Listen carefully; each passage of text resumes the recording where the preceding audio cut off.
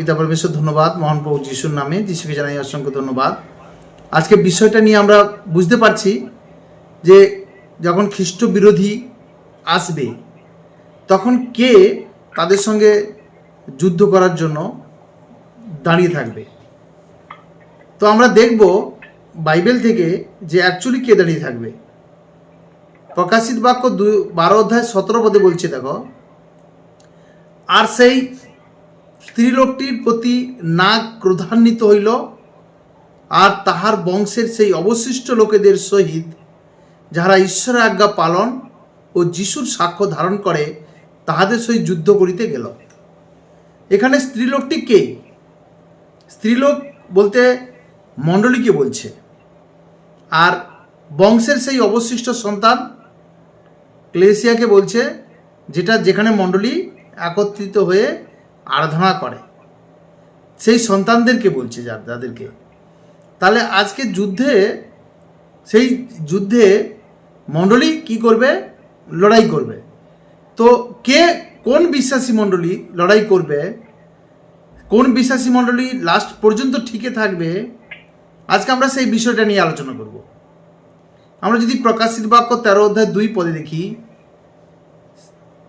সে পশুকে আমি দেখিলাম, সে চিতাবাঘের তুল্য, আর তার চারণ ভলকের ন্যায়, মুখ এবং সিং মুখের ন্যায়, আর সেই নাক আপনার পরাক্রম, আপনার সিংহাসন ও মহৎ কর্তৃত্ব তাহাকে দান করিল। আবার যদি আমরা 13 অধ্যায় প্রকাশিত বাক্য 11 পদ দেখি, পরে আমি আর এক পশুকে দেখিলাম, সে স্থল হইতে উঠিল এবং মেষ শাবকের ন্যায় তাহার 2 সিংহ ছিল, আর সেই নাগের ন্যায় কথা কহিত।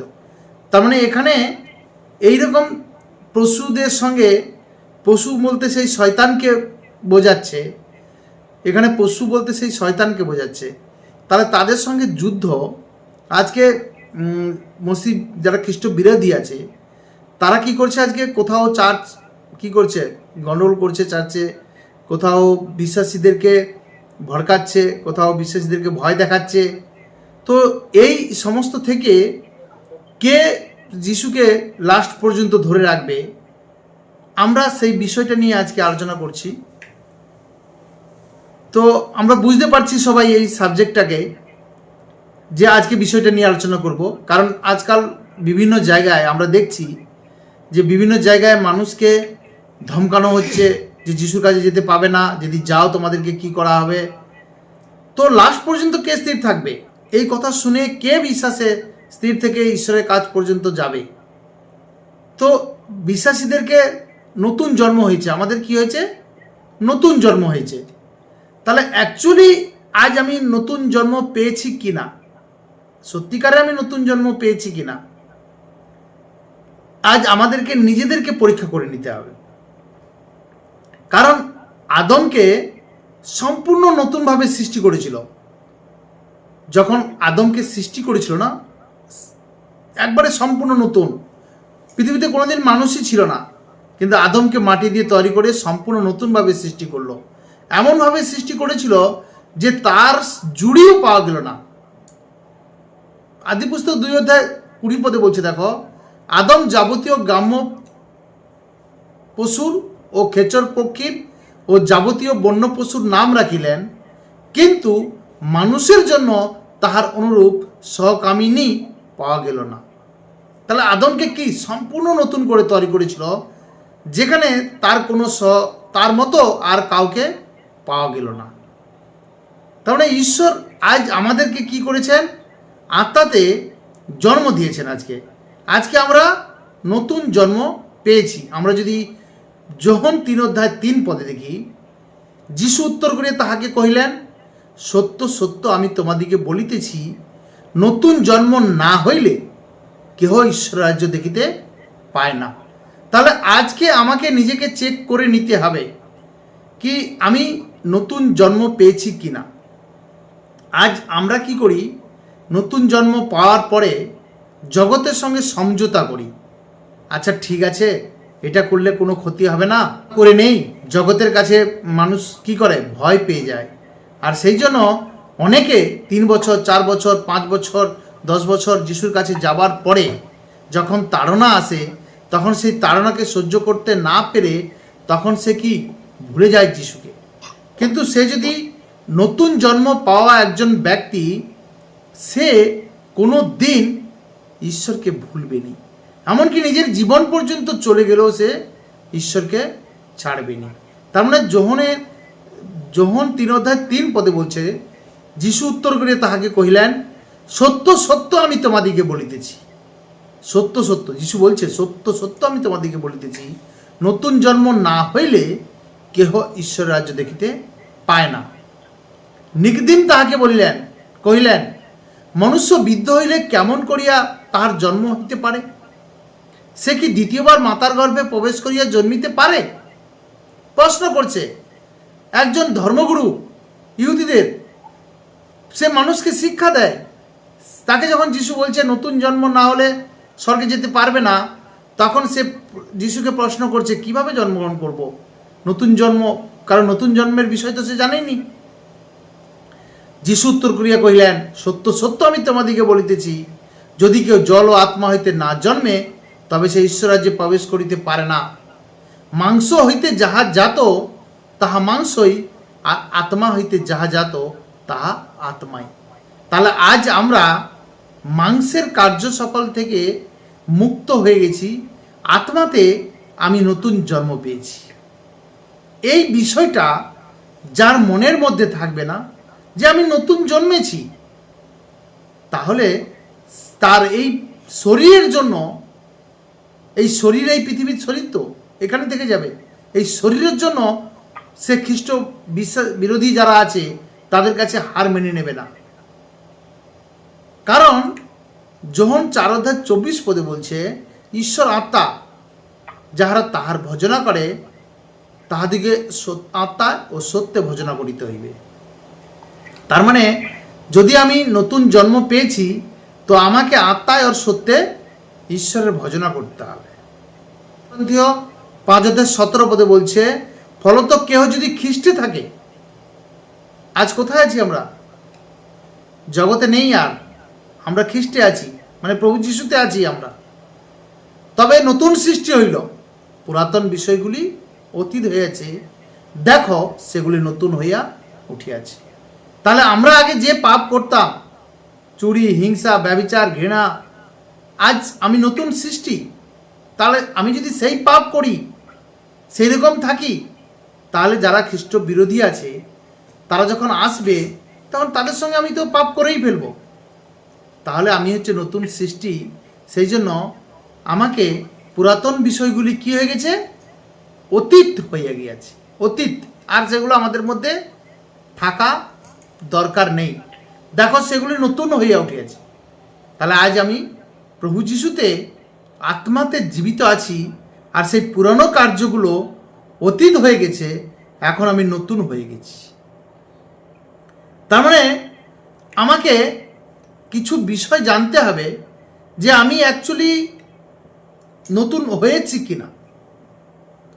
তাহলে প্রথম আমরা একটা বিষয় দেখব, আমরা কি কি বিষয়ে নতুন হয়ে গেছি।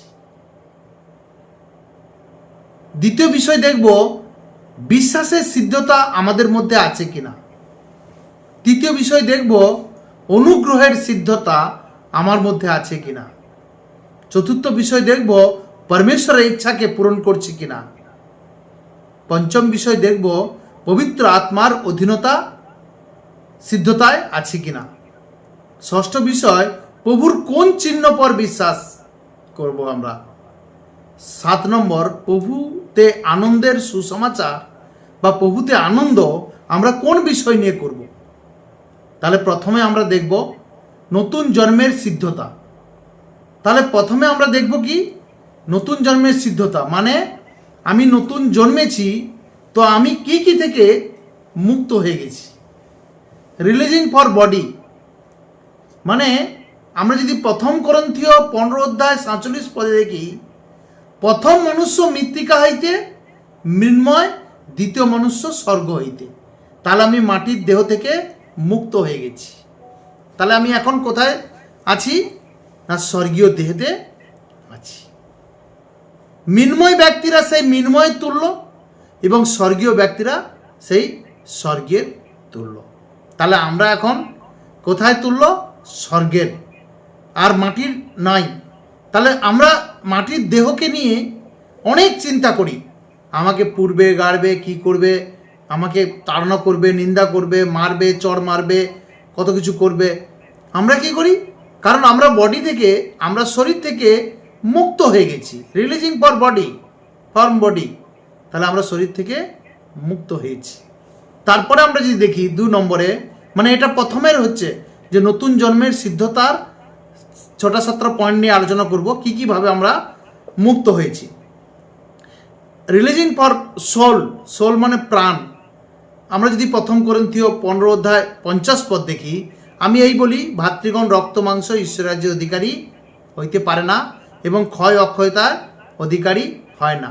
তার মানে আমাদের যে রক্ত মাংস না, এই যে প্রাণ, প্রাণকে কি বলে? প্রাণ, রক্তের মধ্যে প্রাণ থাকে, তো সেই জন্য এই প্রাণ মানে এই যে রক্ত মাংস শরীর, এটা স্বর্গরাজ্যে যেতে পারবে না। তাহলে আমরা এর থেকে মুক্ত। তাহলে স্বর্গরাজ্যে যখন এই রক্ত মাংসের শরীর যেতে পারবে না, তখন আমাদের এই শরীরের জন্য চিন্তা করার দরকার নেই। কারণ যদি যেতে পারতাম না স্বর্গে, তাহলে আমরা শরীরকে কি করতাম? ভালো করে বেশ সুন্দর করে সাজিয়ে রাখতাম, যে এটাও আমাকে স্বর্গে নিয়ে যেতে হবে। এর থেকেও আমি মুক্ত হয়ে গেছি, প্রাণ থেকে, রক্ত মাংস যাবে না। Releasing for soul and body. তারপরে আমরা দেখব রোমিও 8 অধ্যায় 12 পদে বলছে, অতএব হে ভাতৃগণ, আমরা ঋণী, কিন্তু মাংসের কাছে নয়, যে মাংসের বশে জীবনযাপন করিব। আমরা কিন্তু ঋণী আছি। কিসে ঋণী আছি? মাংসের কাছে নয়, আমরা আত্মার কাছে। কারণ যদি মাংসের বশে জীবনযাপন করো, তবে তোমরা নিশ্চয় মরিবে।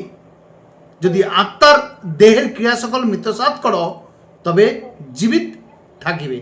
তাহলে মাংসের বশে যদি জীবনযাপন করো, যদি বেশ্যাগমন, অসুবিধা, সৌরিতা, প্রতিমা পূজা, কুহক, নানা প্রকার শত্রুতা, বিবাদ, ঈর্ষা, রাগ, এ সমস্ত মাংসের বশে জীবনযাপন করা, তাহলে মরবে, শরীরও মরবে, আত্মাও মরবে। কিন্তু যদি মাংসের বশে জীবনযাপন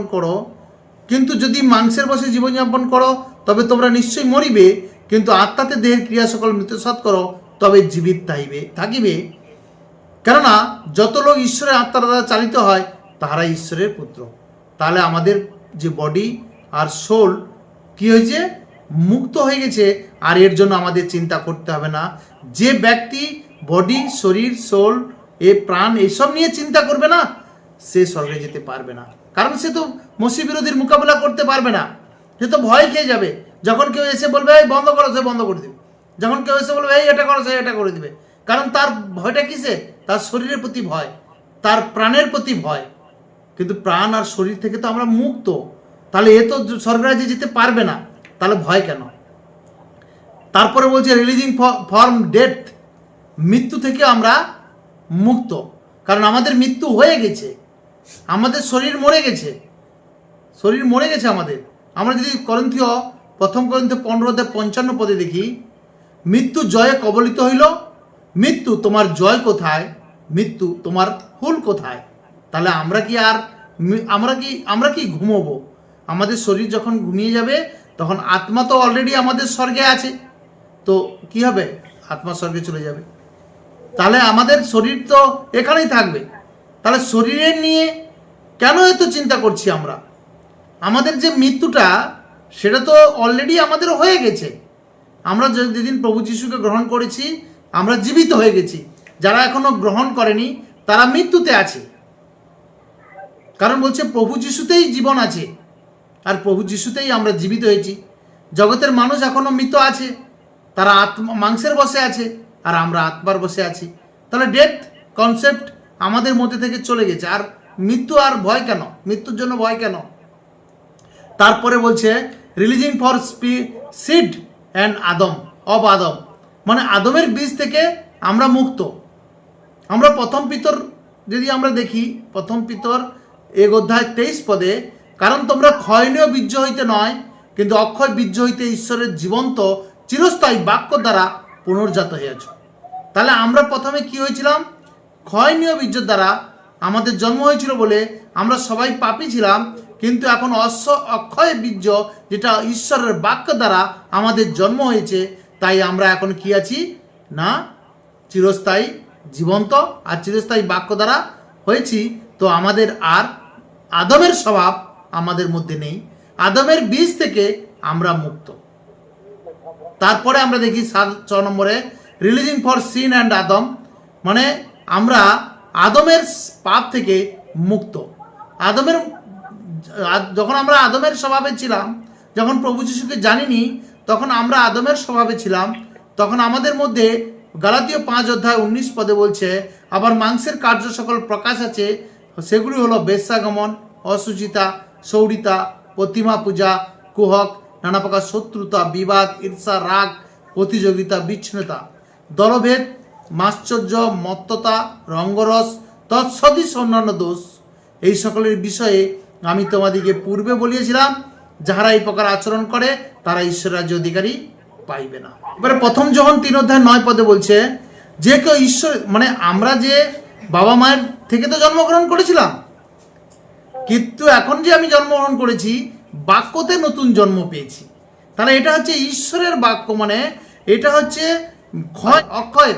অক্ষয় বীর্য হইতে জন্মেছি। আর যেটা ক্ষয়নীয় ছিল সেটা ছিল ক্ষয়নীয়, মানে সেটা কি হতো, আমরা নরকেই চলে যেতাম। কিন্তু এখন যে জন্মেছি অক্ষয় বীর্য হইতে, এটা হচ্ছে ঈশ্বরের বাক্য। তাহলে নতুন জন্ম হওয়ার জন্য কি মায়ের গর্ভে আবার জন্মগ্রহণ করতে হয়েছে? বাবা মাকে কি আবার মানে শারীরিক সম্বন্ধ করতে হয়েছে? না, কিন্তু আমরা তবুও জন্মগ্রহণ করেছি কিসে? বাক্যের দ্বারা। তারপরে শুনো, বলছে 6 নম্বর পয়েন্টে বলছে রিলিজিং ফর সিন অ্যান্ড আদম, মানে আদমের পাপ থেকে আমরা মুক্ত হয়েছি। আচ্ছা, এবারে দেখো একটা বিষয়, দেখো 1 যোহন 3:9 বলছে, যে কেউ ঈশ্বর হইতে জাত সে পাপাচরণ করে না, কারণ তাহার বীর্য তাহার অন্তরে থাকে এবং সে পাপ করিতে পারে না, কারণ সে ঈশ্বর হইতে জাত। তার মানে 1 যোহন আমরা 3:9 যদি দেখি যে আমরা ঈশ্বর থেকে জন্মগ্রহণ করেছি বলে ঈশ্বরের বীর্য আমাদের মধ্যে আছে, মানে ঈশ্বরের বাক্য আমাদের মধ্যে আছে, কারণ সে ঈশ্বর হইতে জাত, সে পাপ করতে পারে না। এইবারে অনেকে বলে আমি পাপী পাপী পাপী, কিন্তু আমরা তো সেই বাক্যের দ্বারা নতুন জন্ম পেয়েছি। এই জন্য বলছে দেখো, পাপ করা আর ভুল করার মধ্যে পার্থক্য আছে। পাপ যেটা জেনে শুনে করছে, ভুল হয়ে যায় মানুষের মধ্যে। ধরো আমি কাউকে ভুল করে মিথ্যা কথা বলে দিলাম, কিন্তু সেটাই আমি কি করলাম, যে ভুল করে ওটা বলে ফেলছি, ওটা পাপ, কিন্তু ওটা ভুল করে বলে ফেলছি। কিন্তু কেউ প্রতিদিন জেনে শুনে ভুল করছে, প্রতিদিন জেনে শুনে ধন্যবাদ দিয়ে সব কিছু করছে, প্রতিদিন জেনে শুনে সে সব কিছু করছে, তাহলে সে কি করছে না ভুল করে, মানে জেনে ভুল করছে। আর দেখো একটা বিষয় বুঝতে পারছি, আমরা পাপ যেটা জেনে শুনে করছে, কিন্তু ভুল কি ছোটোখাটো হয়ে যায়, সেটার জন্য আমরা পশ্চাতাপ করি, অনুতাপ করি, তখন ঈশ্বর ক্ষমা করে দেয়। কারণ এটাই তো পৌলস বলেছে। পৌলস ইফিসীয় 4:26 বলছে, ক্রুদ্ধ হইলে পাপ করিও না, সূর্য অস্ত না যাইতে যাইতে তোমাদের কোপাবে শান্ত হোক। তার মানে রাগ এসে যায় না আমাদের মধ্যে, রাগ আসছে, তার মানে এটা নয় যে রাগ করে আমি খুন করে ফেললাম, কিন্তু সে খুন করে ফেললো মানে সে পাপ করে ফেললো। কিন্তু রাগ এসে গেছে, আর সেটাকে আমি শান্ত করলাম যে প্রভু আমি রাগ করব না, তুমি পবিত্রাত্মা দ্বারা আমাকে কন্ট্রোল করো, তখন সে ঠিক হয়ে গেল। তারপরে সাথে বলছে রিলিজিং ফর, মানে আমাদের যে পচনশীল দেহ, এই পচনশীল দেহ থেকে আমাদেরকে মুক্ত করে দিয়েছে, হ্যাঁ না। আমরা যদি 1 যোহন 3:9 দেখি, যে কেউ ঈশ্বর হইতে জাত সে পাপ আচরণ করে না। দেখেছো তো, যে কেউ ঈশ্বর হইতে জাত সে পাপ আচরণ করে না। পাপ আচরণ করার মানে পচনশীল দেহ, হ্যাঁ না। দেহ কি হয়েছে? পচে গেছে, দেহ পচা দেহ পাপ আচরণ করছে, পচা দেহ, হ্যাঁ না। এবারে বলছে কারণ তাহার বীর্য তাহার অন্তরে থাকে, সে পাপ করিতে পারে না, কারণ সে ঈশ্বর হইতে জাত। তারপরে আমরা 2 নম্বর পয়েন্ট যেটা বললাম, বিশ্বাসের সিদ্ধতা। যদি কোনো ব্যক্তি প্রকৃত বিশ্বাসী হয়, সে জিজ্ঞাসা করবে না পরমেশ্বরকে যে প্রভু এটা চাইলাম কেন হয়নি, বা এটা কেন পাইনি আমি, ভরসা করবে পরমেশ্বরের উপরে, নিশ্চয়তা জ্ঞান করবে যে হ্যাঁ এটাই ঠিক। যদি কোনো বিশ্বাসী বিশ্বাস করে তার মধ্যে কি থাকবে? নিশ্চয়তা থাকবে, মানে এটা বিশ্বাসের সিদ্ধতা। একজন ব্যক্তিকে বিশ্বাসের সিদ্ধতা রাখতে হবে, তার মধ্যে ভরসা রাখতে হবে, নিশ্চয়তা রাখতে হবে। বিদ্রোহ যেন না করি, টলমল যেন না হই, ভয় যেন না করি, তাড়াতাড়ি যেন না করি, ধৈর্য ধরি যেন আমরা। তার মানে এগুলো হচ্ছে বিশ্বাসের সিদ্ধতা, আর এগুলো আমাদের মধ্যে থাকতে হবে। তাহলে সে কি করবে? ঈশ্বরের যে আজকে বিরোধী যারা যারা তাড়না করছে, যারা অনেক কিছু নিন্দা করছে, অনেক কিছু কথা বলছে, তাহলে সে কি করবে? সে সহ্য করতে পারবে, যদি বিশ্বাসের সিদ্ধতা তার মধ্যে থাকে। কথাটা বুঝতে পারছি কিনা? রোমিও 4:19 বলছে, দেখো, আর বিশ্বাসে দুর্বল না হইয়া তাহার বয়স প্রায় 100 বছর হইলেও তিনি আপনার মৃত সংকল্প শরীর ও সারার গর্ভে মৃত কল্পতা টের পাইলেন বটে, তথাপি ঈশ্বরের প্রতিজ্ঞার প্রতি লক্ষ্য করিয়া অবিশ্বাস্যবশত সন্দেহ করিলেন না, কিন্তু বিশ্বাসে বলবান হইলেন, ঈশ্বরের গৌরব করিলেন ও নিশ্চয় জানিলেন ঈশ্বর যাহা প্রতিজ্ঞা করিয়াছেন তা সফল করিতে সমর্থ আছে। তার মানে এটা বিশ্বাসের সিদ্ধতা আমার মধ্যে থাকা উচিত। যে আজ মানুষ অনেক প্রবলেমের মধ্যে আছে, আজকে হয়তো কারোর হয়তো জ্বর হয়েছে, কারোর হয়তো সর্দি কাশি হয়েছে, কারোর প্রবলেম আসছে, কিন্তু তার মধ্যে যদি ভরসা থাকে, নিশ্চয়তা থাকে, সে যদি টলমল না হয়, ধৈর্য যদি ধরে রাখে, তো নিশ্চয়তা যদি থাকে পরমেশ্বর তাকে সুস্থ করবে অবশ্যই। কিন্তু তার মধ্যে ভরসা থাকতে হবে না। কিন্তু যে যদি দুর্বল হয়ে পড়ে তখন সে কি হবে? আমরা যে আব্রাহামকে দেখো না, 100 বছর বয়সে তার সন্তান হয়েছিল, তাহলে তার বিশ্বাস কি ছিল? স্থির ছিল, তার বিশ্বাস দৃঢ় ছিল, কিন্তু সে নিশ্চয় বিশ্বাস ছিল যে হ্যাঁ হবে, এটা হয়েছে। তারপরে আমরা 3 নম্বর পয়েন্ট দেখব, অনুগ্রহের সিদ্ধতা। অনুগ্রহ যে পেয়েছি না, এর সিদ্ধতা যেন আমার মধ্যে থাকে, কারণ আমি যে অনুগ্রহটা পেয়েছি এটা আমাকে জানা উচিত। কোনো ব্যক্তি যখন তাড়না করতে আসবে তখন আমার নয়, ভাবতে হবে যে আমি তো ঈশ্বরের অনুগ্রহ পেয়েছি, এর থেকে তো বড় আর কিছু নেই। তাহলে এখানে বলছে, দেখো, উহারা বিনামূল্যে তাহার, মানে রোমিও 3:24 বলছে, উহারা বিনামূল্যে তাহারই অনুগ্রহে। বিনামূল্যে কোনো পয়সা লেগেছে নাকি? পয়সা লাগেনি তো। আজ যদি আমাদেরকে বলতো যে ঠিক আছে তুমি একটা কাজ করো, তোমাকে একটা উদ্ধার করা হবে, তুমি 10 কিলোমিটার হেঁটে জল নিয়ে যাও, তখন করবে না? করবে নি? তখন বলে ঠিক আছে ভাই, 10 কিলোমিটার হেঁটে আমি জল নিয়ে গিয়ে যাব। তখন সে কি ভাববে? যে হ্যাঁ আমি সত্যি উদ্ধার পেয়েছি। কিন্তু আজ যে বিনা পয়সায় উদ্ধারটা পেয়েছি না, এটাকে মানুষ তোয়াক্কা জ্ঞান করে। হ্যাঁ বিনা পয়সায় উদ্ধার পেয়েছি মানে, আচ্ছা তোমাকে যদি কেউ বিনা পয়সায় কিছু দেয় ওর গুরুত্ব থাকে না, কিন্তু যদি ওটা পয়সা দিয়ে কিনে নিয়ে আসি তখন গুরুত্ব থাকে, কারণ আমি পয়সা দিয়ে কিনেছি। সেই জন্য আজ বিনা পয়সায় আমাদেরকে অনুগ্রহ দিয়েছে বলে আমাদের মধ্যে সেই কি অনুগ্রহের যে কথাটার মানেটা আমরা অতি সহজে বুঝতে চাইনি। কিন্তু অ্যাকচুয়ালি ঈশ্বর আমাদেরকে বিনামূল্যে তার অনুগ্রহ খ্রিস্ট যিশুতে প্রাপ্য মুক্তি দ্বারা ধার্মিক গণনা করে। ধার্মিক গণিত হই আমরা আগে কি করতাম? যখন কোনো কিছু পূজা পাঠ বা কিছু করতাম, চান করে সুন্দর ড্রেস পরে একেবারে খালি পায়ে, রোদের মধ্যে খালি পায়ে হেঁটে চলে যেতাম। তখন কি ভাবতাম? যে এটা করলে মনে হয় আমাকে ধার্মিক করা হচ্ছে। কিন্তু ঈশ্বর বিনামূল্যে খ্রিস্ট যিশুতে প্রাপ্য মুক্তি দ্বারা ধার্মিক গণনা করেছে আমাদেরকে। তাহলে এই যে অনুগ্রহের যে সিদ্ধতাটা এই যে করেছে না, এটাকে যেন আমরা কি করি? এই অনুগ্রহের সিদ্ধতাতে চলি। আমরা দেখব 2 করিন্থীয় 12:8 বলছে, এই বিষয় লইয়া আমি প্রভুর কাছে 3 বার নিবেদন করিয়েছিলাম। সাধু পৌলের একটা পেটের যন্ত্রণা হতো, তো সাধু পৌল কি করেছিল না 3 বার প্রভুর কাছে প্রার্থনা করেছিল, কিন্তু উহাকে ছাড়িয়ে যায়, মানে যেটা প্রবলেম ছিল সেটা যেন ওর মধ্যে থেকে বেরিয়ে যায়।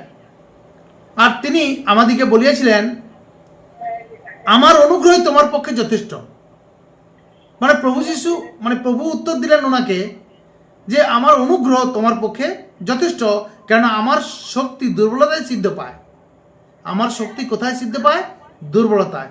অতএব আমি বরং অতিশয় আনন্দের সহিত নানা দুর্বলতায় শ্লাঘা করিব, যেন খ্রিস্টের শক্তি আমার উপরে অবস্থিতি করে। তাহলে যখন আমরা দুর্বল, সেখানে ঈশ্বরের পরাক্রম আমার মধ্যে থেকে প্রকাশ হয়। কথাটা বুঝতে পারছি কিনা?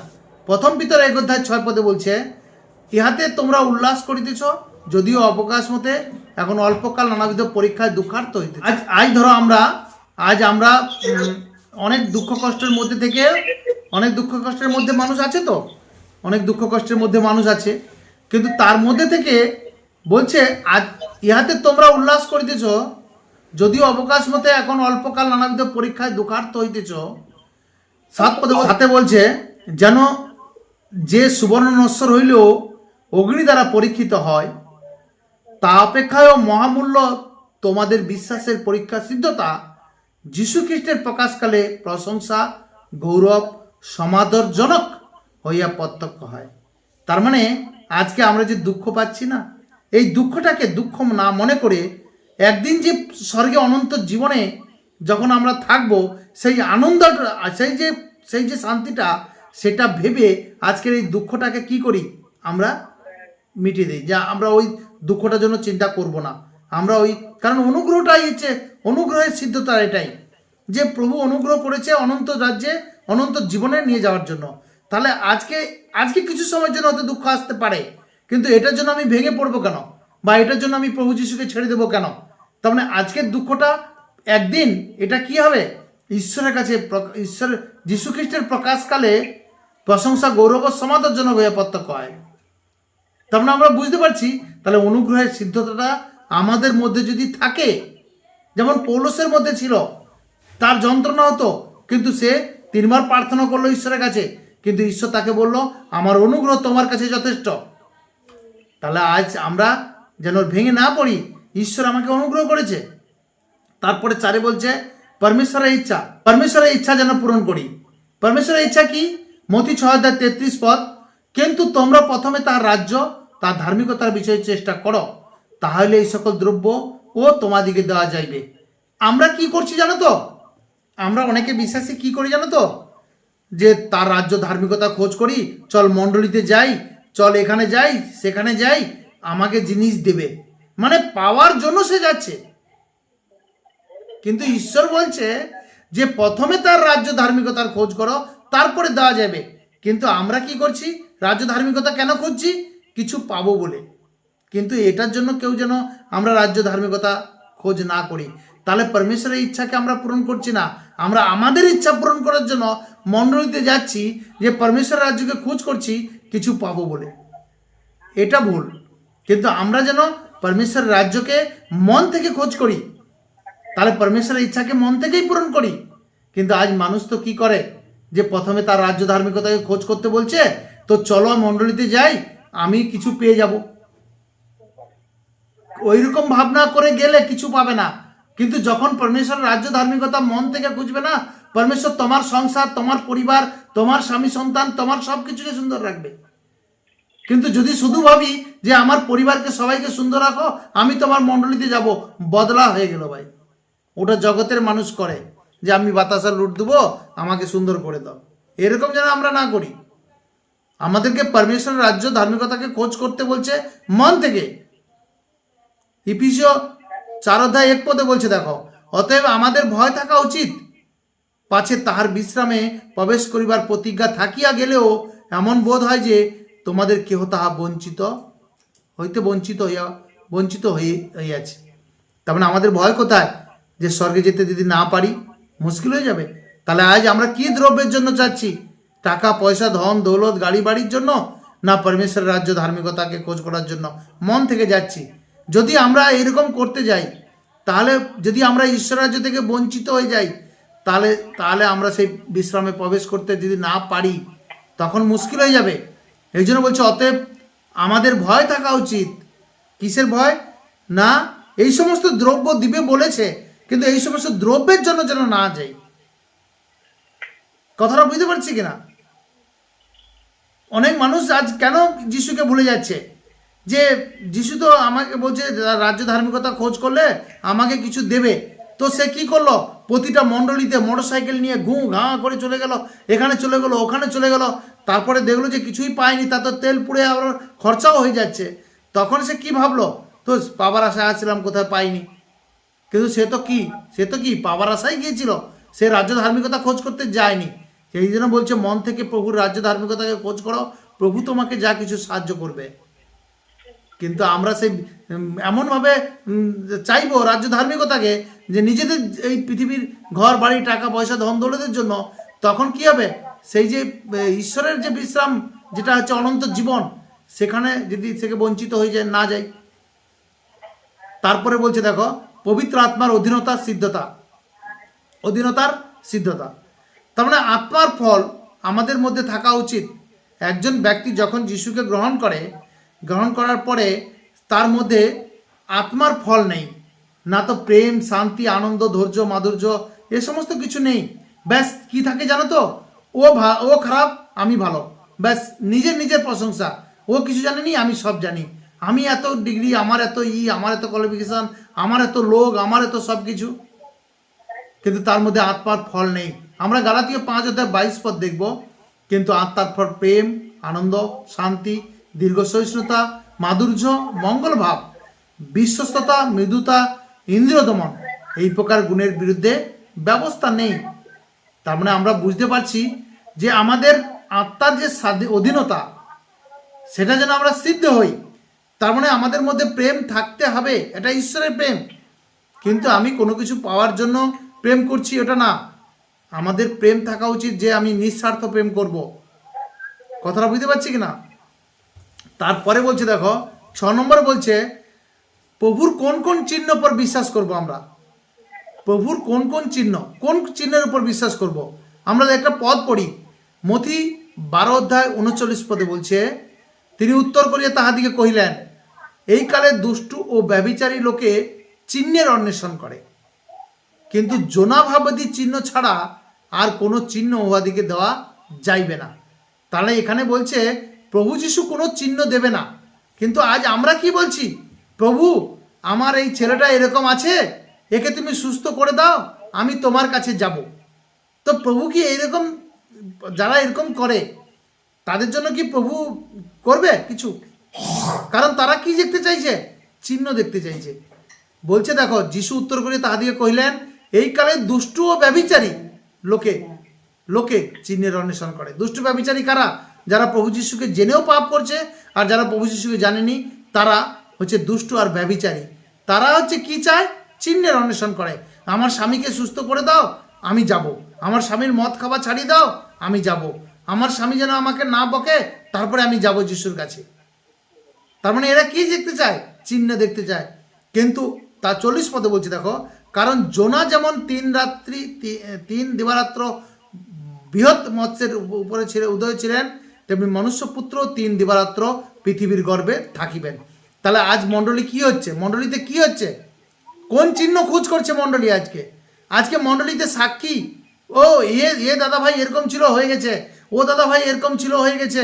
এই চিহ্ন দেখে মানুষ কি বলছে, ওখানে চল, ওখানে ভালো চমৎকার হয় রে, ওখানে ভালো মিরাক্কেল হয়, ওখানে ভালো সব কিছু হয়, ওখানে চল। কিন্তু ঈশ্বর বলছে কোনো চিহ্ন আমি তোমাকে দেব না। চিহ্ন কারা খোঁজ করে? বলছে দুষ্ট আর ব্যভিচারী লোকেরা চিহ্নের খোঁজ করে। বলছে আমি তোমাদেরকে একটা বড় চিহ্ন দিয়েছি, সেই চিহ্নের উপরে বিশ্বাস করো। পৃথিবীতে সে চিহ্ন আর কোনোদিন হবে না। একটাই চিহ্ন প্রভু যিশু দিয়েছে, সেটা হচ্ছে 1 Corinthians 15:3 ফলত প্রথম স্থলে আমি তোমাদের কাছে এই শিক্ষা সমর্পণ করিয়াছি এবং আপনি পাইয়াছি যে শাস্ত্র অনুসারে খ্রিস্ট আমাদের পাপের জন্য মরিলেন। এর থেকে বড় চিহ্ন আর হবে না।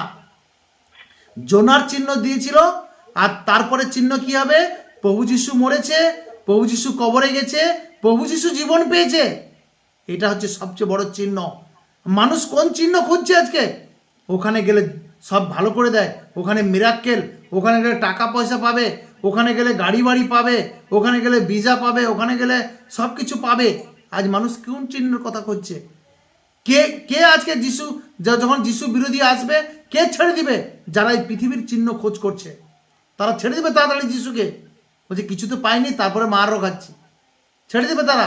কিন্তু যিশু প্রভু যে মৃত্যুবরণ করেছে না তোমার আমার পাপের জন্য, এর থেকে বড় চিহ্ন আছে আর? তোমার আমার পাপের জন্য যে যিশু মৃত্যুবরণ করেছে, তারপরে কবরে গেছে, 3 দিন পরে জীবন পেয়েছে, আবার প্রভু যিশু আসবে, এর থেকে বড় চিহ্ন আর নেই, এর থেকে বড় বিশ্বাস আর নেই। তাহলে আমাদেরকে বিশ্বাস চিহ্ন, কোনো চিহ্ন উপর নয়, আজকে মিরাক্কেলের উপর মানুষ ভরসা করে। ওখানে যেত নু, ওই লোকটা ঘরে আলমারি খুলতে 50,000 টাকা পেয়ে গেছে, সেটা দেখে বল চল চল ওখানে গেলে আমিও টাকা পেয়ে যাব। তাহলে কোন চিহ্ন দেখে যাচ্ছে আজকে? স্বর্গে যাওয়ার জন্য ও চিহ্ন লাগবে না, তখন কেউ জিজ্ঞাসা করবে না, প্রভু যিশু কোথাও জিজ্ঞাসা করবে না যে তুমি কত মিরাক্কেল করেছো, তুমি কতবার সুস্থ হয়েছিলে, তোমার কি হয়েছিল, এসব কিছু জিজ্ঞাসা করবে না। প্রভু শুধু একটাই কথা বলবে, তুমি আমার বাক্যতে মজবুত আছো কিনা, বাক্যকে জানো কিনা, এটা জিজ্ঞাসা করবে। কোথাও বাইবেলে লেখা নেই যে প্রভু যিশু আমাকে উপরে গিয়ে যখন বিচার হবে তখন বিচারের সময় জিজ্ঞাসা করবে যে তুমি কতগুলো চাঙ্গাইল করেছো, কত সুস্থ হয়ে গেছে, এসব জিজ্ঞাসা করবে না। শুধু একটা জিনিস বলবে যে মেন চিহ্ন যেটা দিয়েছিলাম সেই সুসমাচারে তুমি বিশ্বাস করেছো। আর সুসমাচারকে আমাদেরকে বিশ্বাস করতে বলছে। প্রথম স্তরে বলছে আমি পাপের জন্য যে তোমার মরেছি, এটা হচ্ছে সবচেয়ে বড় চিহ্ন। আবার কবর প্রাপ্ত হয়েছি, মৃত্যুর পরে জীবন পেয়েছি, এটা সবচেয়ে বড় চিহ্ন। আর আমি আসবো, এটা হচ্ছে সবচেয়ে বড় চিহ্ন। আজ মানুষ কোন চিহ্ন করছে? মতি 24:23 বলছে, তখন যদি কেউ তোমাদিকে বলে দেখো সেই খ্রিস্ট এখানে কিংবা ওখানে। মতি 24:23 বলছে, তখন যদি কেহ তোমাদিকে বলে দেখো সেই খ্রিস্ট এখানে কিংবা ওখানে, তোমরা বিশ্বাস করিও না। কেননা ভক্ত খ্রিস্টেরা ও ভক্ত ভাবাদীরা উঠিবে, মহৎ মহৎ চিহ্ন অদ্ভুত অদ্ভুত লক্ষণ দেখাইবে, যে যদি হইতে পারে তবে মনোনীত দিগকেও ভুলাবে। আজ ভুলে যাচ্ছে মানুষ, ভুলছে কিসে জানো তো? মিরাক্কেল দেখে, চিহ্ন দেখে। আজকে বলছে ওখানে দেখ কত মানুষ সুস্থ হচ্ছে। আরে প্রভু যিশু চুটকিতে সুস্থ করতে পারে।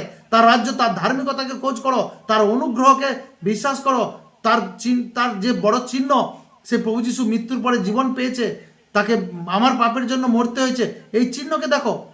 কারণ এখানে বলছে দেখো, বলছে জোনা ভাববাদীর চিহ্ন ছাড়া আমি আর কোনো চিহ্ন দেব না। তাহলে জোনা ভাববাদীর চিহ্ন কি ছিল? 3 দিন 3 রাত্রি মাছের পেটে ছিল, আর প্রভু 3 দিন 3 রাত্রি পৃথিবীর গর্ভে ছিল। আর সেই চিহ্ন হচ্ছে সবচেয়ে বড় চিহ্ন। আজ আমরা কোন চিহ্ন খুঁজছি? মিরাক্কেলের চিহ্ন খুঁজছি? টাকা পয়সা পেয়েছে ওর চিহ্ন খুঁজছি? গাড়ি বাড়ি পাচ্ছি ওর চিহ্ন খুঁজছি আমরা? আজ দাদা ভাইরা বলছে তোমাদের জীবনে উন্নতি কোথায়? দশমাংশ দিচ্ছ না বলে তোমাদের উন্নতি হয়নি, খামে করে বেশি বেশি করে দাও, তাহলে উন্নতি হবে। তাহলে কোন চিহ্ন, কোন চিহ্ন খুঁজছে? তার মানে কি বলছে 24 মতি 24 কি বলছে? কেননা ভক্ত খ্রিস্টেরা, ভক্ত ভাববাদীরা উঠিবে এবং মহৎ মহৎ চিহ্ন ও অদ্ভুত অদ্ভুত লক্ষণ দেখাইবে, যদি হইতে পারে তবে মনোনীত দিগকে ভুলাবে। তার মানে এখানে তো বাইবেল বলে গেছে যে চিহ্ন চমৎকার হবে পৃথিবীতে অনেক, আর সেগুলো মানুষ যারা আছে না, যারা সত্য বিশ্বাসী, প্রভু যিশুকে যারা সত্যিকারের বিশ্বাস করে, তারাও ভুলে যাবে চিহ্ন চমৎকার দেখে। তারপরে আমরা 7 নম্বর পয়েন্ট নিয়ে আলোচনা করব, প্রভুতে আনন্দের সুসমাচার। ফিলিপিও আমরা 1:20 দেখেছি দিই, এইরূপে আমরা একান্তে প্রতীক্ষা ও প্রত্যাশা যে আমি কোনো প্রকারে লজ্জাপন হইব না।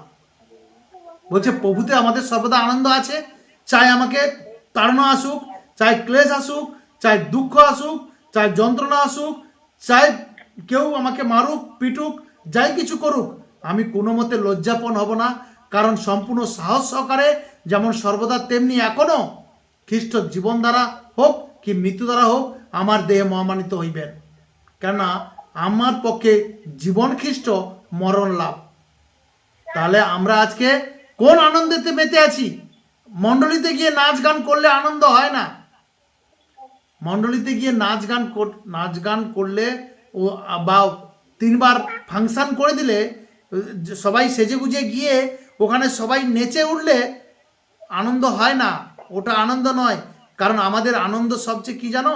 যে প্রভু যিশুর রাজ্যে আমরা মনোনীত লোক, প্রভু যিশুর সেই অনন্ত জীবনের জন্য আমরা মনোনীত। তাহলে এখানে বলছে এইরূপে আমরা একান্তিকৃতি প্রতীক্ষা ও প্রত্যাশায় যে আমি কোনো প্রকারের লজ্জাপন হইব না, চাই তাড়না ক্লেশ দুঃখ কষ্ট যাই আসুক না কেন, তখনই সে খ্রিস্ট বিরোধী যারা আছে তাদের প্রতি মোকাবেলা করতে পারবে। কারণ তার আনন্দ কিসের মধ্যে আছে? হৃদয়ের মধ্যে আছে। কি আনন্দ আছে?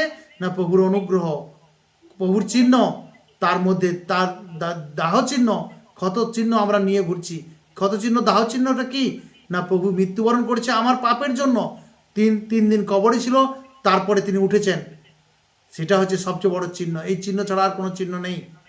তাহলে আমরা বুঝতে পারছি আজকে বিষয়টা, যে যিশু বিরোধী যখন আসবে তখন কোন মানুষ স্থির থাকবে? না যে এই 7টা বিষয় নিয়ে যে আলোচনা করলাম, এই 7টা বিষয়ের মধ্যে যে বুঝতে পারবে যে আমি নতুন জন্ম পেয়েছি, যে বুঝতে পারবে বিশ্বাসের সিদ্ধতা আমার মধ্যে আছে, ভয় ক্লেশ দুঃখ কষ্ট ধৈর্য সব কিছু আমার মধ্যে আছে। তারপরে যদি আমরা দেখি অনুগ্রহের সিদ্ধতা, যার মধ্যে অনুগ্রহ, সে মনে করছে যে ঈশ্বরের অনুগ্রহটাই আমার জন্য যথেষ্ট, কি পেলাম কি না পেলাম সেটা নিয়ে চিন্তা নয়। তারপরে হচ্ছে পরমেশ্বরের ইচ্ছা পূরণ। পরমেশ্বরের ইচ্ছা এই জন্য পূরণ করছি না যে কিছু পাবো বলে, কিন্তু পরমেশ্বর আমাকে ইচ্ছা পূরণ করতে বলেছে বলে আমি করছি, সেই জন্য করবো না, কিন্তু আমি মন থেকে করব যে পিতা তোমার কাজ আমি মন থেকে করব। আজ অনেকে হয় না বাড়িতে, বাবা কাজ দিয়ে গেছে এই জন্য করছি, দুঃখী হয়ে করছি, কিন্তু বাবার কাজ দুঃখী হয়ে করা যায় না, বাবার কাজ আনন্দের সহিত করতে হয়। তারপরে পবিত্র আত্মার অধীনতাতে সিদ্ধতা, আমরা যেন পবিত্র আত্মার যে আত্মার ফল সেগুলো আমাদের মধ্যে থাকে। আজ মানুষের মধ্যে আত্মার ফল নেই।